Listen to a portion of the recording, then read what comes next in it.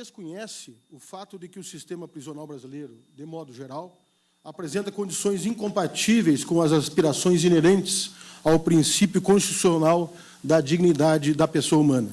Também não se ignora a insuficiência de oferta de colônias penais, casa de albergado ou estabelecimentos congêneres no sistema penitenciário do Rio Grande do Sul.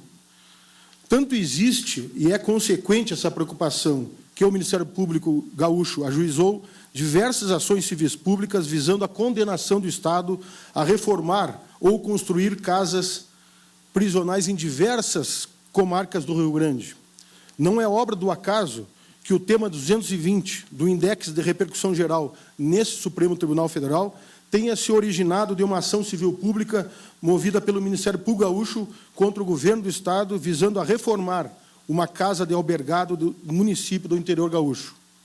No tema 220, para que todos saibam do que se trata, o Supremo Tribunal Federal, no ano de 2009, reconheceu que possui repercussão geral a competência do Poder Judiciário para condenar o Executivo a realizar obras em estabelecimentos prisionais com o objetivo de assegurar direitos fundamentais do preso.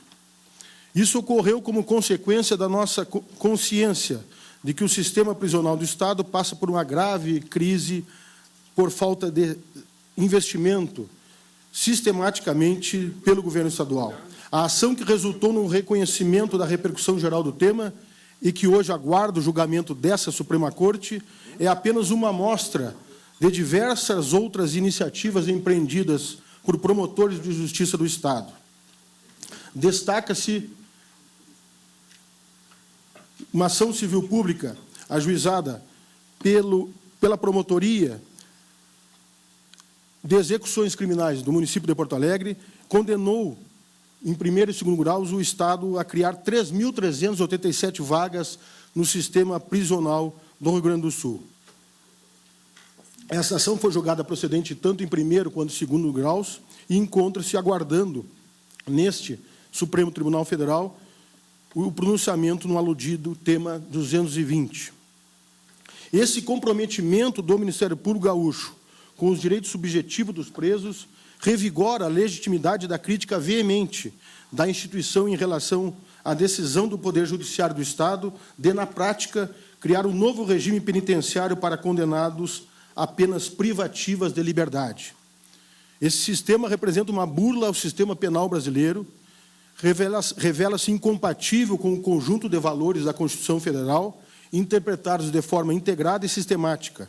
Representa a abolição de penas aplicadas. Em primeiro lugar, a crítica do Ministério Público baseia-se na adoção generalizada, massificada e descontrolada, sem critérios, da prisão domiciliar como medida substitutiva dos regimes aberto e fechado e semiaberto. O que está ocorrendo no Rio Grande é a criação de um novo regime penitenciário instituído como uma verdadeira política criminal ad hoc. Em diversas comarcas, juízes têm editado portarias ou atos normativos gerais e abstratos, concedendo prisão domiciliar a todo e qualquer preso que esteja sujeito aos regimes aberto e semiaberto. A adoção dessa política penitenciária, mediante a criação de uma hipótese extralegal de prisão domiciliar, viola nitidamente o princípio constitucional da separação dos poderes. O Poder Judiciário assume poderes tipicamente legislativos, inovando o sistema jurídico com normas gerais, que se aplicam a número indeterminado de casos concretos. Em segundo lugar, é inaceitável o fato de que a adoção da prisão domiciliar como regime penal massificado, na maior parte dos casos, não foi respaldada por qualquer medida prática capaz de garantir um mínimo de seriedade e efetividade no efetivo cumprimento do recolhimento doméstico. A prisão domiciliar consiste na imposição ao apenado da obrigação de permanecer fisicamente no interior de sua residência, em período integral ou turnos definidos. Entretanto, o Poder Judiciário gaúcho generalizou a concessão contra legem da prisão domiciliar sem adotar simultaneamente qualquer medida capaz de assegurar o cumprimento da prisão, entre aspas. Não houve a criação de uma instituição ou de um órgão encarregado para a fiscalização da pena. assim como nenhum método de acompanhamento foi implantado. Em alguns lugares, como ocorre em Porto Alegre, não existe rigorosamente nenhuma fiscalização. Em algumas comarcas, reconhece-se, juízes firmaram acordos informais com a Polícia Militar para a realização de verificações por amostragem. Como o sistema penitenciário do Rio Grande não dispõe de nenhum órgão, de nenhum mecanismo de fiscalização do cumprimento efetivo da prisão domiciliar, a consequência prática do benefício judicial é a conversão da condenação imposta pela sociedade brasileira por meio do judiciário em mera conduta moral, censura moral. É uma recomendação ao apenado para que permaneça em casa. Em terceiro lugar, senhor ministro, eminente subprocurador-geral, o Ministério Público entende que a criação judicial de uma nova hipótese de prisão domiciliar e sua elevação à política criminal pelo Poder Judiciário do Rio Grande é inconciliável com o princípio da igualdade. Ao conceder prisão domiciliar a um grande contingente de presos sujeitos a regime aberto e semiaberto, o que os juízes estão efetivamente fazendo é outorgando uma espécie disfarçada e muito mais liberal do livramento condicional. É mais benéfico ser condenado à prática de reclusão de 7 anos e 11 meses pelo cometimento do homicídio, por exemplo, e cumpri-la em prisão domiciliar, do que cometer infração de menor potencial ofensivo e ficar sujeito, por exemplo, à prestação de serviços comunitários. O livramento condicional exige a satisfação de um conjunto de requisitos subjetivos por parte do apenado e o sujeito ao cumprimento de determinadas condições. O apenado que cumpre pena em regime aberto ou semiaberto e é beneficiado com a prisão domiciliar não está obrigado a atender aos requisitos subjetivos do livramento condicional, nem se sujeita às condições típicas desse benefício. E se não atender à recomendação judicial, o que acontece? Nada tem acontecido no Rio Grande. Não há previsão de que seja imposta qualquer sanção para o descumprimento da recomendação judicial. Beneficia a prisão domiciliar apenas aqueles que, por razões puramente aleatórias, se encontram em um local e um momento em que não existe vaga adequada nos estabelecimentos destinados a cumprimento de pena nos regimes aberto e semiaberto.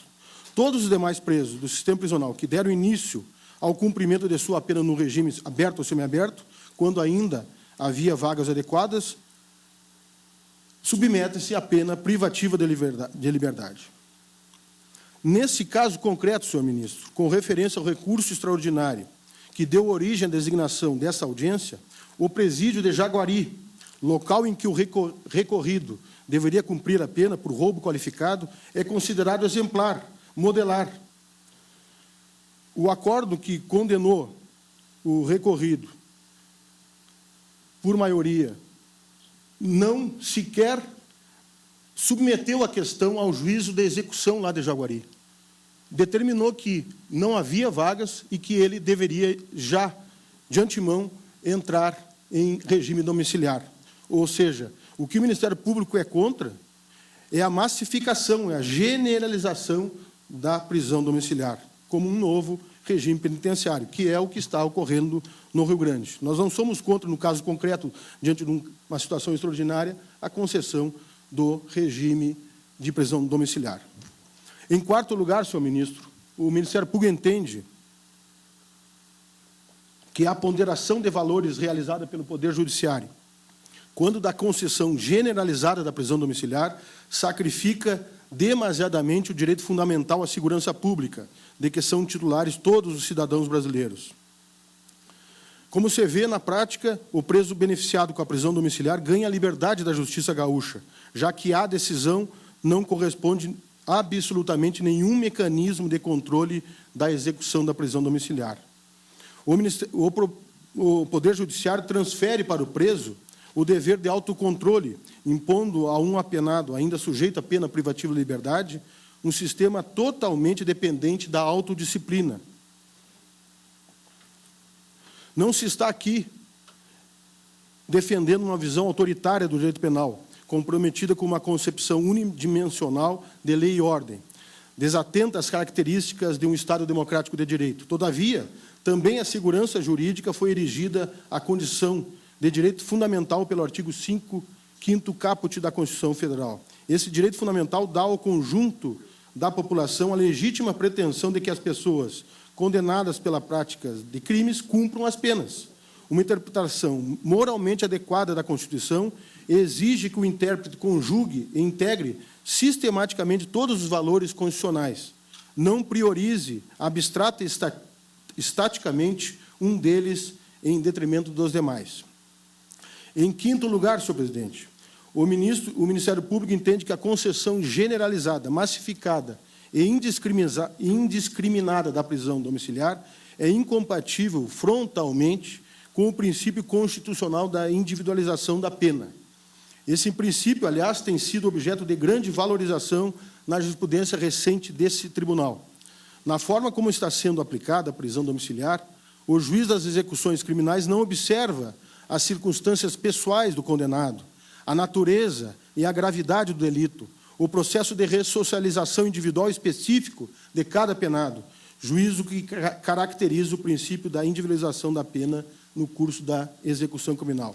De fato, instituída a prisão domiciliar para todo apenado que cumpre pena em regime aberto ou semiaberto, em local e momento em que não existe estabelecimento penitenciário adequado, o juiz das execuções ou a própria Câmara, como no caso do precedente, ao conceder o benefício com base na mera presença dessa circunstância, faz tábula rasa de todas as circunstâncias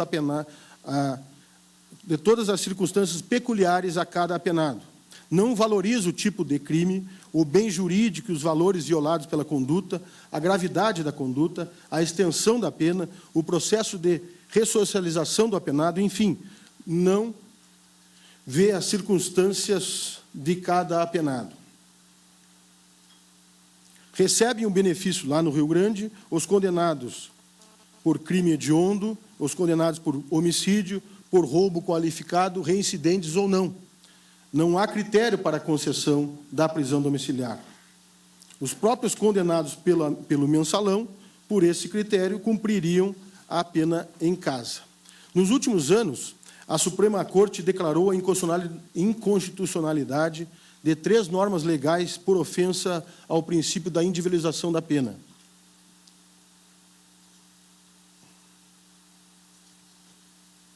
De acordo com o voto do ministro Gilmar Mendes, no caso da progressão do regime, a fixação em abstrato de semelhante modelo, sem permitir que se leve em conta as peculiaridades de cada indivíduo, a sua capacidade de reintegração social e os esforços envidados com vista à ressocialização, retira qualquer caráter substancial da individualização da pena.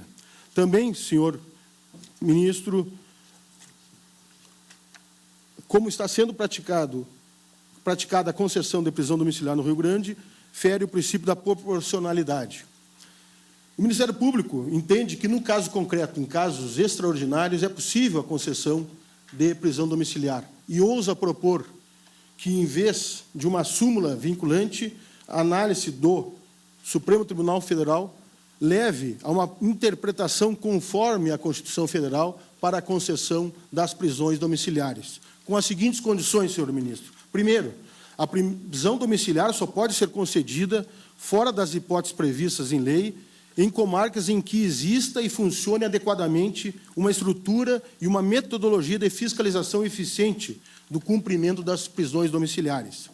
Segundo, a concessão da prisão domiciliar deve ser a alternativa derradeira à inadequação dos estabelecimentos prisionais, devendo o juiz analisar previamente a possibilidade de impor ao apenado medida mais adequada à finalidade da pena privativa. Terceiro, a concessão da prisão domiciliar deve respeitar rigorosamente o princípio constitucional da individualização da pena, não podendo ser utilizada de forma generalizada, massificada ou indiscriminada, sem observância da natureza do crime praticado, das circunstâncias pessoais do apenado e do seu comportamento no curso da execução penal.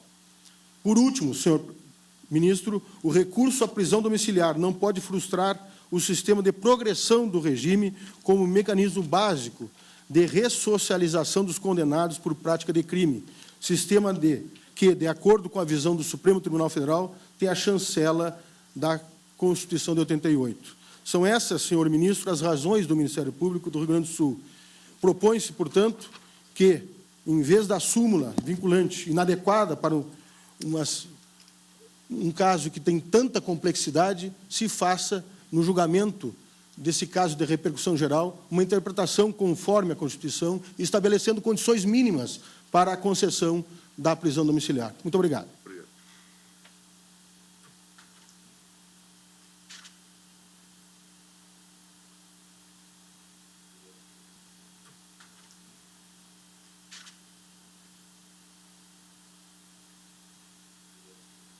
Passo a palavra agora aos promotores de justiça do Ministério Público de São Paulo, doutores Paulo José de Palma e Miguel Tassinari de Oliveira.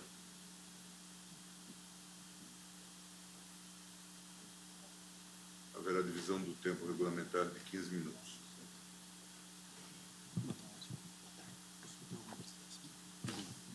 Vamos dividir o tempo, eu parlamentar, meu colega comenta.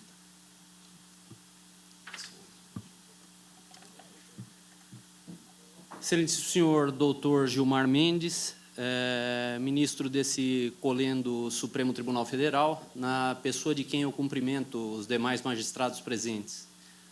Excelentíssima senhora doutora Raquel Dodge, subprocuradora-geral da República, na pessoa de quem cumprimento os demais membros do Ministério Público presentes.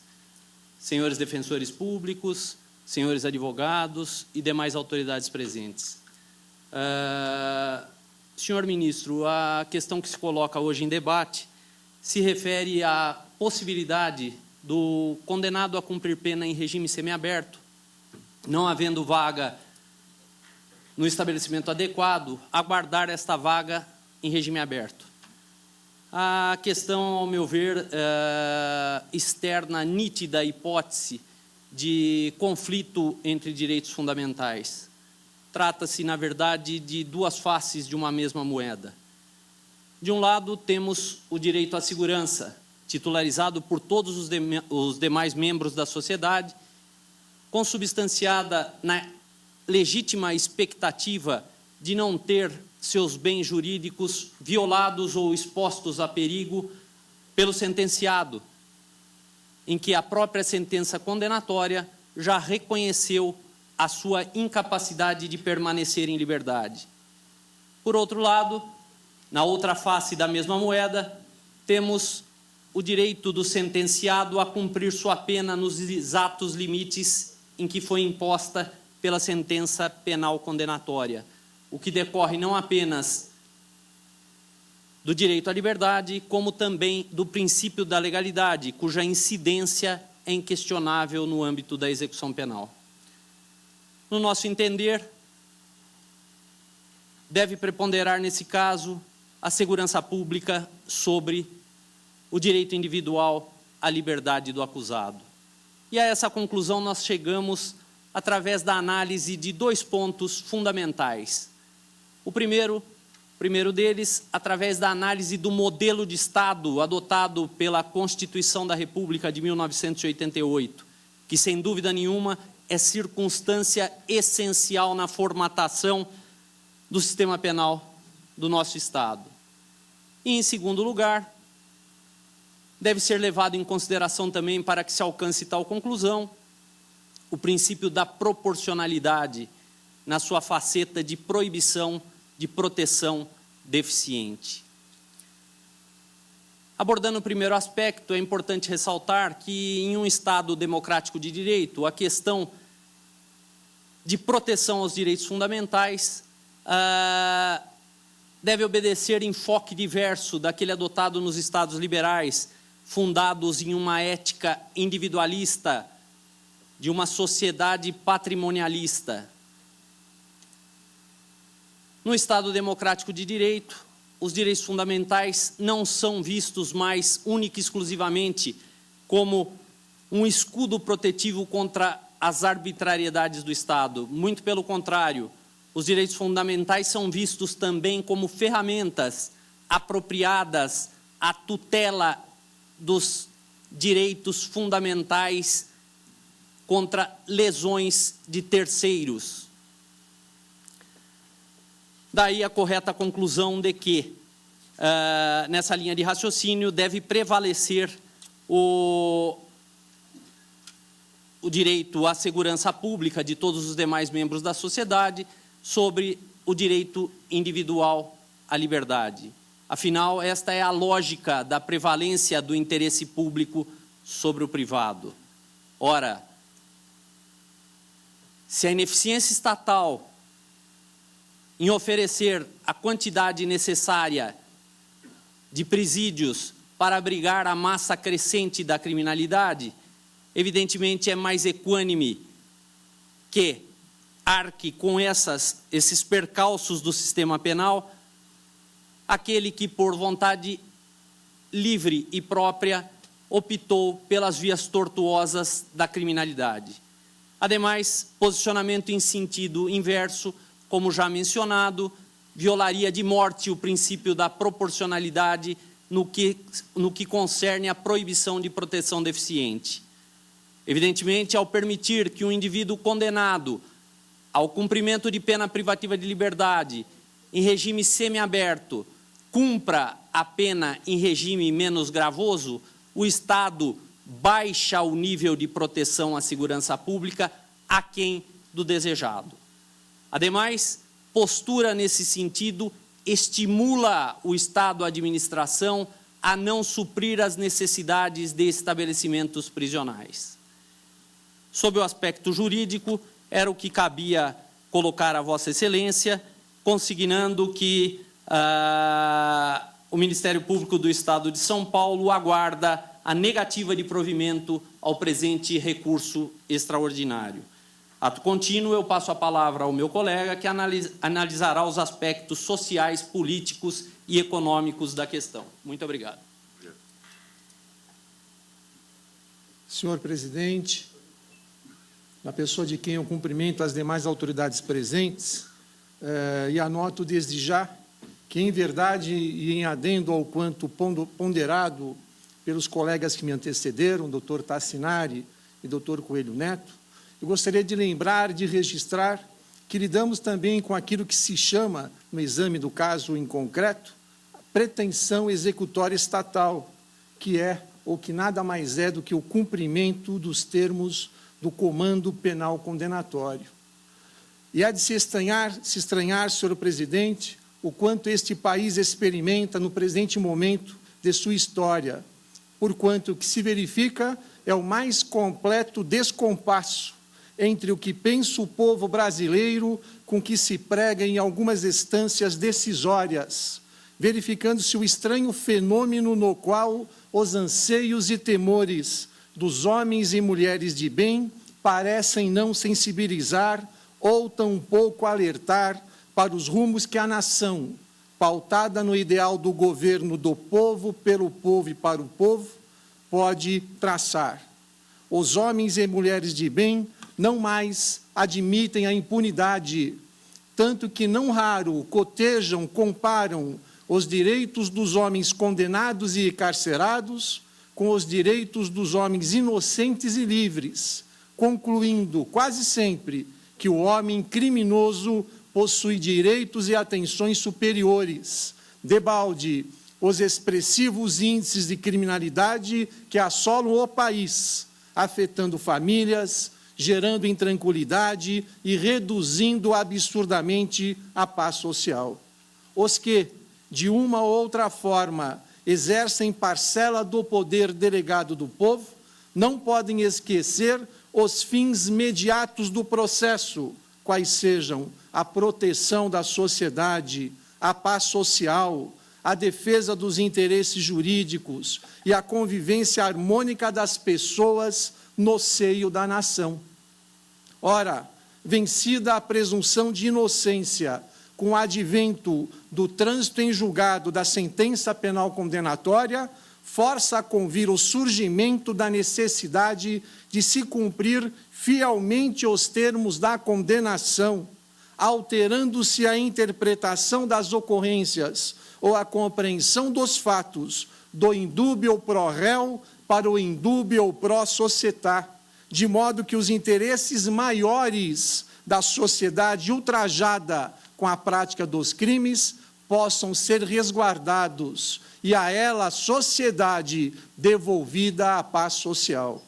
Talvez o momento nos autorize a lembrar de Hassemer, cujo ensinamento prega que a função da pena é a prevenção geral positiva, pontuando que proteção efetiva significa o auxílio que, dentro do possível, se concede ao preso sem renúncia à proporcionalidade e à consideração de que se faz merecedora a vítima do crime cometido. E vítimas, senhor presidente, na hipótese de crime reconhecido por uma sentença penal condenatória com trânsito em julgado, devem ser considerados, ainda que abrangentemente, todos os integrantes da sociedade ordeira. E não se trata aqui de se pregar a incidência analógica dos preceitos atinentes ao direito penal do terror, do direito penal do inimigo ou mesmo do direito penal do autor, mas isto sim de se consignar que ainda hoje, pese as inúmeras considerações doutrinárias alinhavadas a respeito, a prisão continua se justificando apenas por sua necessidade, posto que sem ela e sem a pena não se mostraria possível a convivência social, como lembra com propriedade Munhoz Conde. Acolhida pelo egrégio Supremo Tribunal Federal, a culta decisão do Tribunal da Origem, o Brasil experimentará graves problemas sociais, na medida em que tornarão a sociedade presos que sequer atingiram um comprimento de tempo relevante de suas penas, voltando para a liberdade sem reflexão acerca do cometido, despidos de melhora íntima e sem introjeção de valores que as sentenças que os condenaram julgaram indispensáveis à repressão e à reinserção. O incrível, eminente ministro, é que se pretende, uma vez mais, se atribuir à sociedade as consequências da decisão, porquanto, não bastando o peso de suportar, pelo mesmo motivo, falta de estrutura, a liberdade daqueles que estão no regime aberto, agora se pretende relegar ao povo que admita a liberdade daqueles que estão no semiaberto, autorizando-se conclua que, dentro em breve, se ausente vagas, também os condenados ao regime fechado poderão cumprir as suas penas em liberdade. E há ainda algumas indagações a serem feitas.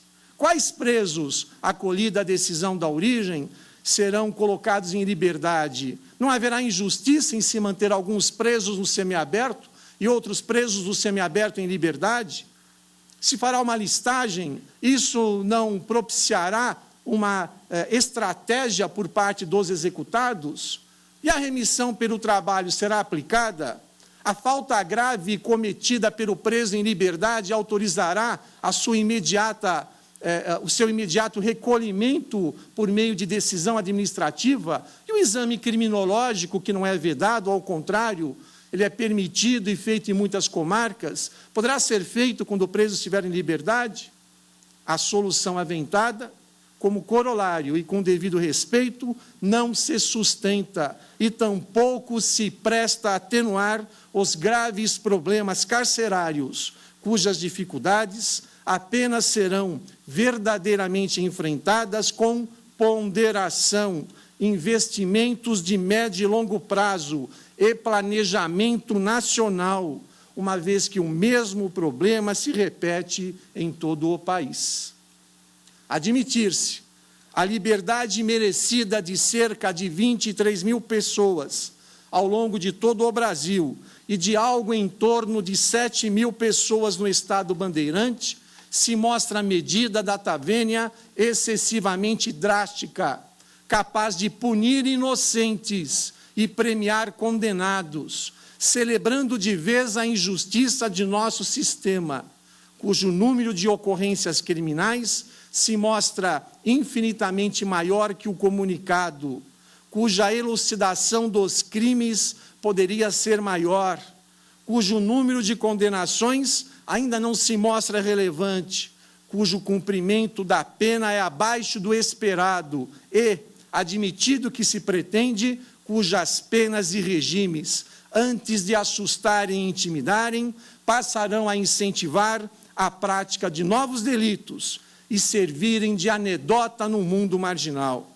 Essas, senhor presidente, as considerações que o Parquê Bandeirante, liderado pelo eminente Procurador-Geral de Justiça do Estado de São Paulo, Dr. Márcio Fernando Elias Rosa, pretende respeitosamente ver admitidas pela excelsa Corte. Muito obrigado.